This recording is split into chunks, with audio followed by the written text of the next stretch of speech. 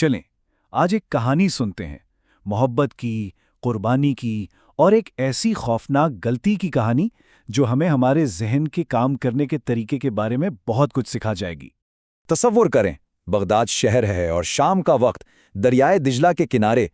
एक गरीब मछेरा जो सुबह से खाली हाथ बैठा है, अब थक हार कर वो आखिरी उम्मीद के साथ अपना जाल पानी में फेंकता है कि शायद आज किस्मत मेहरबान हो जाए। और वाकई इस बार जाल बहुत भारी महसूस होता है। जब वो इसे खींचता है तो उसकी आंखें हैरत से खुली रह जाती हैं। ये कोई मछली नहीं, बल्कि एक बड़ा बंद सुनहरा संदूक था। वो मछेरा सीधा संदूक लेकर खलीफा हारून रशीद के दरबार पहुंचता है। खलीफा के हुक्म पर जब संदूक खोला जाता है तो अंदर किसी खजाने के बजाय एक खूबसूरत नौजवान औरत की लाश मिलती है। पूरे दरबार पर एकदम सन्नाटा छा जाता है। खलीफा तो गुस्से से आग बगोला हो जाता है। उसकी सल्तनत में इतना बड़ा जुर्म, वो इसे अपनी तौहीन समझता है और अपने वजीर जाफर को सिर्फ 3 दिन की मोहलत देता है।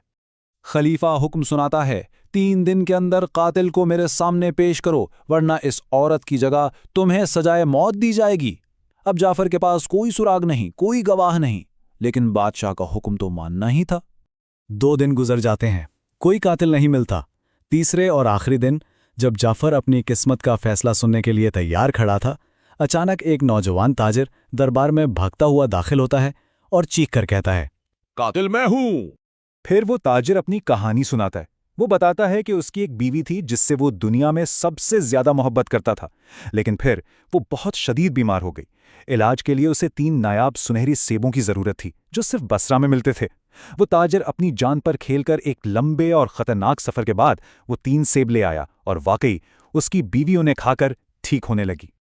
लेकिन फिर एक दिन उसने वही नायाब सुनहरा सेब एक गुलाम के हाथ में देखा। जब उसने गुलाम से पूछा कि ये उसे कहाँ से मिला, तो गुलाम ने बस शेखी बुघारने के लिए मुस्कुराकर झूठ बोल दिया, ये तो मुझे मेरी महबूबा ने दिया है। ये एक मामूली सा झूठ था, लेकिन इस एक लम्हे में ताजिर के जहन में बेवफाई, धोखे और फरेब की एक पूरी कहानी बन गई। वो सीधा घर भागा और देखा कि वाकई 3 में से 1 सेब गायब है। उसने अपनी बीवी पर इल्जाम लगाया। वो कस्में खाती रही, इनकार करती रही, लेकिन ताजिर का शक अब यकीन में बदल चुका था। और फिर गुस्से में अंधा होकर उसने उसी बीवी को अपने हाथों से कत्ल कर दिया जिसके लिए वो हजारों मील का सफर करके आया था। बाद में उसके अपने छोटे बेटे ने रोते हुए बताया कि सेब उसने खेलने के लिए उठाया था, जिसे बाहर गली में एक चोर ने उससे छीन लिया था। ताजिर ने अपनी बीवी को मारा, ये तो सच है, लेकिन असल सवाल ये है कि असल हथियार क्या था, उसके हाथ या वो कहानी जो उसने अपने दिमाग में खुद बना ली थी। यही कहानी हमें ज़हनियत यानी माइंडसेट के बारे में 5 बहुत गहरे असूल सिखाती है। ये वो असूल हैं जो दुनिया के कामयाब तरीन लोगों की सोच की बुनियाद हैं।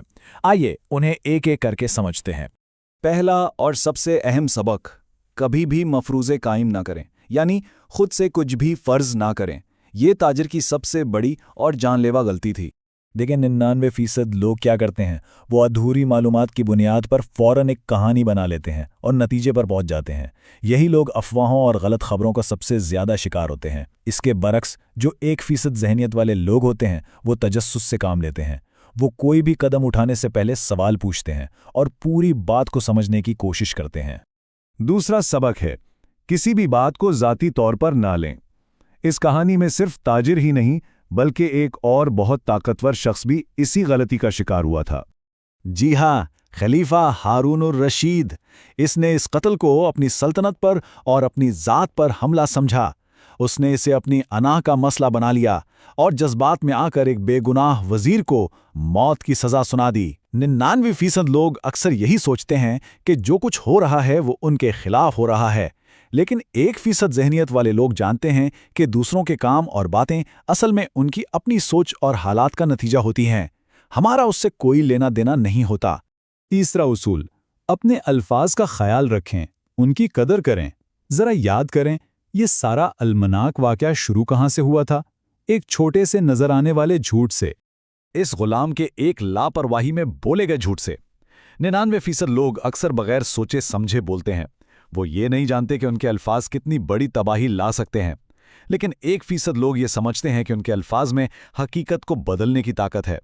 ایک لفظ بھروسہ بنا بھی سکتا ہے اور توڑ بھی سکتا ہے، اس لیے وہ ہمیشہ سچائی اور سوچ سمجھ کر بولتے ہیں۔ چوتھا سبق، غیر یقینی صورتحال کو برداشت کرنا سیکھیں۔ مطلب، جب آپ کو پوری بات کا علم نہ ہو تو اس بے چینی کو برداشت کریں۔ تاجر یہی نہیں کر پایا تھا۔ 99% لوگوں کو یہ نہ جاننے والی کیفیت بہت تکلیف دیتی ہے، اس لیے وہ فوراً کسی نہ کسی نتیجے پر پہنچنا چاہتے ہیں، بھلے وہ غلط ہی کیوں نہ ہو۔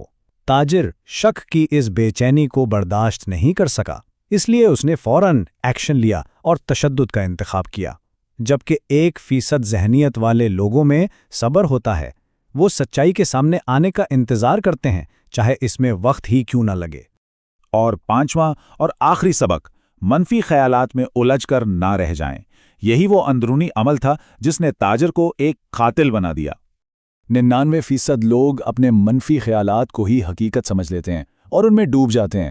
تاجر کے دماغ میں بھی دھوکے کے خیالات کا ایک طوفان آیا اور اس نے اسی کو سچ مان لیا، جبکہ 1% لوگ یہ بات اچھی طرح جانتے ہیں کہ خیالات صرف خیالات ہوتے ہیں، وہ حقیقت نہیں ہوتے۔ وہ ان خیالات میں گم ہونے کے بجائے حقیقت جاننے کے لیے عملی قدم اٹھاتے ہیں۔ تو آخر میں اس ایک غلط مفروضے کی قیمت کیا نکلی؟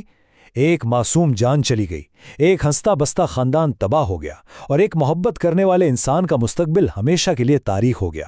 سب کچھ صرف ایک غلط سوچ کی وجہ سے۔ ایک چھوٹے سے مفروضے نے ایک پورے خاندان کو ختم کر دیا۔ یہ کہانی ہمیں یہ سوچنے پہ مجبور کرتی ہے کہ ہم سب اپنی روزمرہ زندگی میں نہ جانے